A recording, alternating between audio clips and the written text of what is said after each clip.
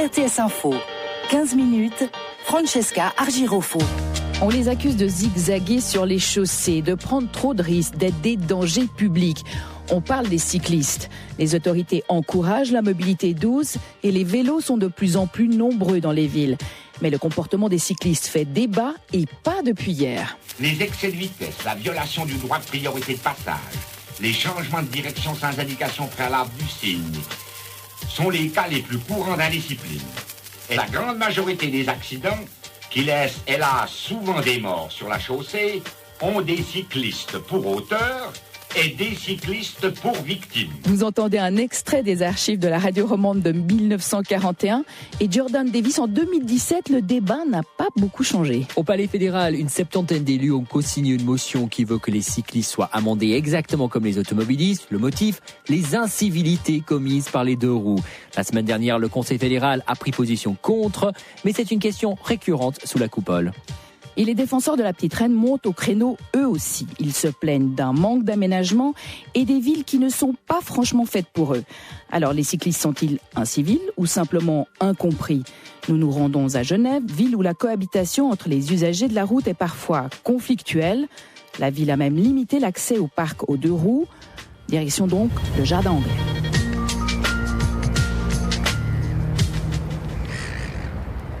Les mouettes dansent dans le ciel gris, quelques touristes se prennent en selfie devant la rade, mais Patrick Lacour, lui, ne vient pas admirer le jet d'eau. Lui, il roule assez vite. Il n'a pas l'intention de rouler doucement, en tout cas. Patrick Lacour est président de la section genevoise de mobilité piétonne. Les vélos sur les trottoirs et les chemins pédestres, c'est un peu sa hantise. Et on vient de le voir sauter de la route en sens inverse sur le trottoir, traverser devant le monument national, la pelouse du parc, etc. Enfin bref, un cycliste qui se comporte de la manière la plus sauvage, sans respect d'aucune règle, sans envie de l'en respecter une seule. Là on en voit un autre, là c'est un livreur. Lui c'est un coursier. Alors il roule tranquillement, mais enfin, oui, il est très souple, évidemment, il est jeune, il peut faire ce qu'il veut, mais malheureusement, il croise des gens qui, eux, ne peuvent pas faire tout à fait ce qu'ils veulent et qui sont effrayés de ce type d'attitude. C'est assez typique, ouais. Mais vous avez des membres qui ont changé leur comportement de piéton à cause des vélos qui sont sur les trottoirs ? Alors, il y a des gens qui n'aiment pas, ça c'est sûr. Et surtout, je dirais, parmi les personnes âgées.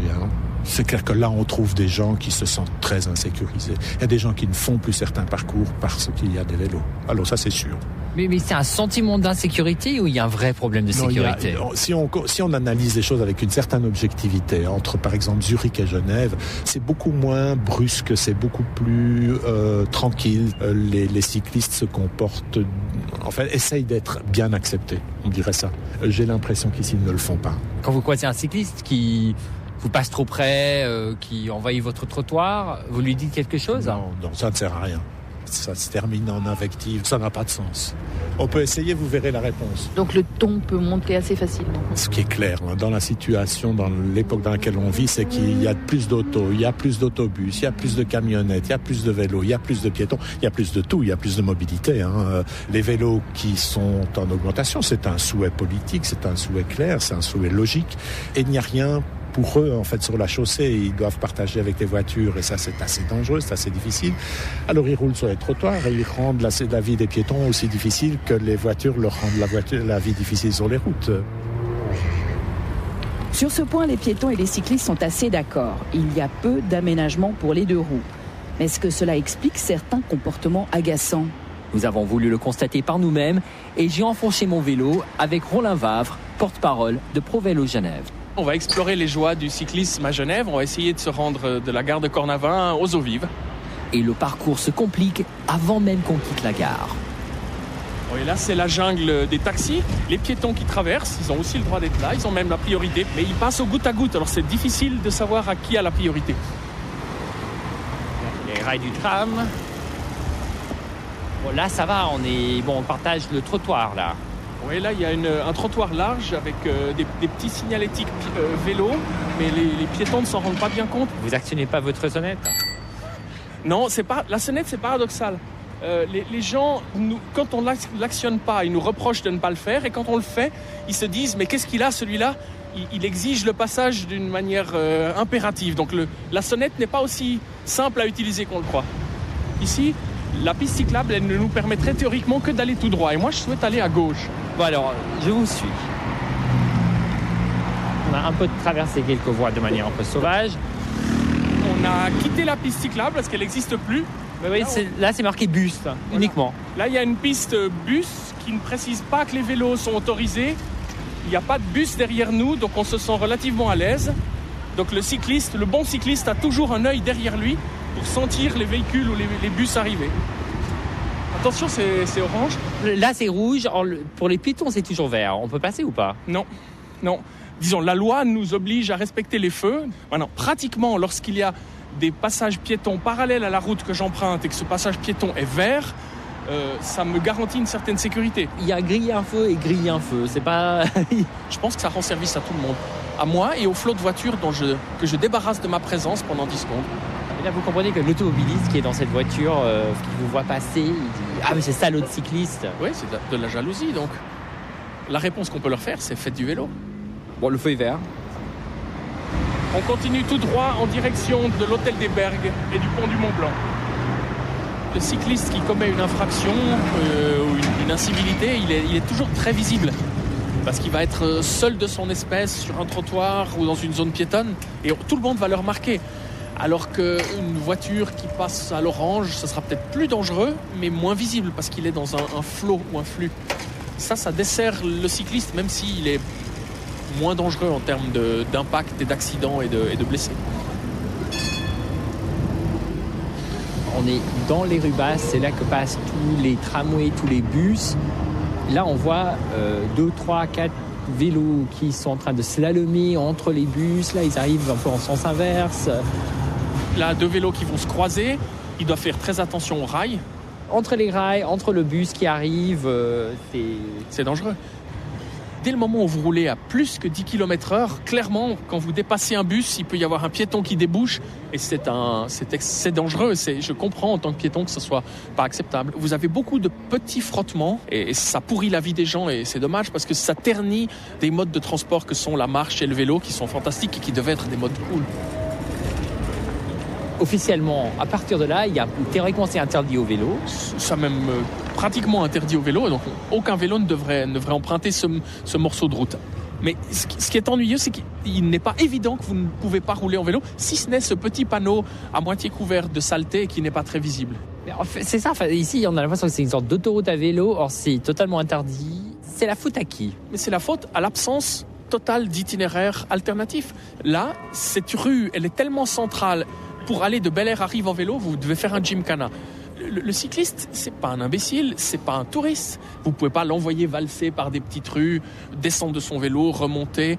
C'est pas possible. Mais on fait ça pour les voitures. Enfin, on les fait contourner les quartiers, on les fait prendre des itinéraires qui ne seront pas forcément les plus linéaires. Bon, les voitures, on leur construit aussi des autoroutes, on leur construit des pénétrantes, on leur aménage des ondes vertes. On se rend même plus compte qu'on a fait beaucoup pour la voiture. Et maintenant, quand on veut faire un petit peu pour le vélo, on se dit « mais mon Dieu, vous voulez tout ». Alors qu'il suffit de regarder autour de soi, on s'aperçoit en général que la ville est faite pour les voitures. Mais jusqu'où peut-on aller dans la tolérance de ces infractions, du non-respect des règles de la route ? Peut-on invoquer le manque d'espace pour les vélos comme légitime défense ? En tout cas pour la police, la loi, c'est la loi. Ça va ? Formidable. Ce monsieur très enthousiaste que l'on entend est Patrick Pull, chef de service de la police routière à Genève. On ne peut évidemment pas tolérer que les vélos ne respectent pas les règles, ne serait-ce qu'au carrefour, en brûlant les feux rouges. Ça crée une insécurité, qu'elle soit objective ou subjective. Objective dans le sens où, en brûlant le feu rouge, vous vous mettez en danger et vous risquez un accident. Subjective parce que les usagers qui vous voient brûler le feu rouge, ça crée une nervosité, ça crée un sentiment d'agression qui est ressenti par les autres usagers. Et là, du coup, on en est à régler des problèmes qui n'ont plus lieu d'être avec la LCR, mais dans des problèmes de comportement. Mais il y a des cyclistes qui se disent, de toute façon, si je vois que le feu est rouge, mais il n'y a personne qui traverse, il n'y a pas de voiture qui arrive, pourquoi pas passer ? Pourquoi pas devancer le feu et échapper un peu au flux des automobiles ? On n'est pas un peu dogmatique en amendant des cyclistes pour cela? Je comprends la pensée, je ne peux pas souscrire à cette logique, tout simplement parce que je rappelle qu'un feu rouge brûlé, ça reste pour nous une infraction grave. Malheureusement, les vélos sont aussi les premières victimes en cas d'accident. Et même s'ils en sont les responsables au sens de la loi, j'entends, on ne peut pas accepter qu'elles en soient les victimes corporelles. On a l'impression qu'il y a une vraie crispation autour du comportement des cyclistes. C'est un dossier qui est immensément émotionnel. Vous ne pouvez pas parler à quelqu'un de vélo sans déclencher les ires des uns et des autres. On sort totalement du rationnel et mon rôle est de ramener le débat là où il doit être. C'est-à-dire qu'on a le même espace, cet espace-là, on doit se le partager. Et pour qu'il soit partagé de la manière la plus, encore une fois, sécure et la plus saine possible, on doit travailler ensemble. Mais je ne peux pas tolérer d'avoir des comportements et des uns et des autres qui partent dans des extrêmes. J'entends d'ici les motos qui me disent « Oui, mais je peux aller sur la bande cyclable de manière très prudente. » Non. Non, parce que la bande cyclable, c'est les vélos. On doit leur protéger cet espace-là. Les trottoirs, c'est pareil. Moi, ce que je n'accepte pas, c'est d'avoir des débats émotionnels sur les espaces qui doivent être partagés. Mais le code de la route est-il vraiment gravé dans le marbre? Ailleurs, en tout cas, certaines entorses sont désormais tolérées, voire encouragées par les autorités. À Paris, par exemple, le cycliste peut griller beaucoup de feux en toute impunité parce qu'ils ont été transformés en céder-le-passage, mais uniquement pour les vélos. Et plus proche de chez nous, en Suisse, plusieurs villes tentent des projets pilotes. À Bâle, les cyclistes expérimentent le tourner à droite sur un feu rouge. Et dans les rues de plusieurs villes alémaniques, l'automobiliste roi a été détrôné par la petite reine. Je m'appelle Virginie Kaufmann. Je suis chef de projet et responsable pour la Suisse romande au bureau BFM, qui est un bureau spécialiste dans les questions de mobilité, en particulier mobilité durable. On est à Berne, dans une rue qui s'appelle la rue Erlachstrasse, et puis qui fait l'objet d'un projet pilote depuis quelques mois. Il y a un panneau Vélostrasse, c'est une rue pour les vélos? C'est une rue cyclable, c'est ça l'appellation officielle en français. Et l'idée qu'il y a là derrière, en fait, c'est qu'elle vise à rendre le confort de circulation des cyclistes le plus haut possible. Mais ici, on est censé circuler comment? L'idée principale d'une rue cyclable, c'est que les cyclistes ont la priorité sur les autres véhicules motorisés. Normalement, c'est la priorité de droite qui s'applique. Et dans ces cas-là, pour le cycliste qui circule tout droit, il devrait céder la priorité aux véhicules qui arrivent de droite. Et ça implique pour lui freiner, peut-être poser le pied, redémarrer. Et c'est ce genre de désagrément-là qu'on cherche à éviter dans une rue cyclable. Cette idée que le vélo soit prioritaire sur les voitures, c'est révolutionnaire? En tout cas, c'est très courageux parce que quelque part, on met un peu David face à Goliath, puis on lui dit « David, c'est toi qui t'imposes, là, tu as la priorité sur les voitures ». Donc ça, c'est assez révolutionnaire parce que pendant longtemps, ce qu'on a cherché à faire, c'est prioriser les voitures, proposer une accessibilité totale à n'importe quel endroit d'une ville ou d'une région en voiture. On est face au mur, je pense. Le taux de motorisation a tellement augmenté en Suisse, il y a tellement de voitures qu'on n'arrive plus à gérer le volume, on va dire. Donc on cherche des solutions alternatives et promouvoir le vélo par différentes mesures, c'est une des mesures possibles, mais qui doit être combinée avec beaucoup d'autres. Mais pour vous, les vélos sont incivils ou incompris? Ils sont certainement un petit peu incivils.